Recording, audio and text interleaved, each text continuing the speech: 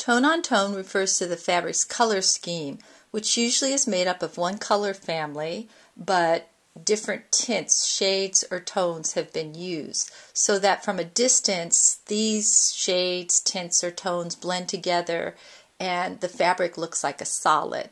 So you can see in the fabrics pictured here that there's either two colors, or in this case there's about three. I think this one also has about three different shades or tones of in this case pink and yellow, and from a distance these would all blend together and you would see yellow, or you would just see this pinkish color rather than the print.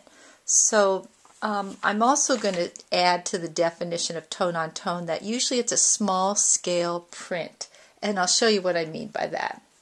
So here's this brown fabric, and you can see that it definitely has different shades or tones of brown in this fabric, but the print is rather large and the contrast between these browns is quite high.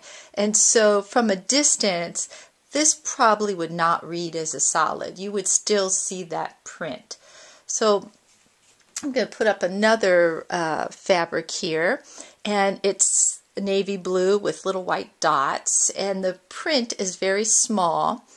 And once again, white is not necessarily a shade or tint or a tone of blue, but from a distance, if you look at this fabric, it would look like a navy blue fabric. So I think you could probably get away with calling this a tone on tone, but let me find another one. This one is also navy and white, relatively small print, but you'll notice the way the print is situated from a distance, this is not going to look like a tone on tone print. So quilters like to use these tone on tone prints because they add interest and texture to a quilt. This is not to say that instead of using a solid, you must use the tone on tone fabric. There's really no right or wrong way. This is more your personal preference. So if you can't find a solid color that looks right, you might want to try one of these tone on tones.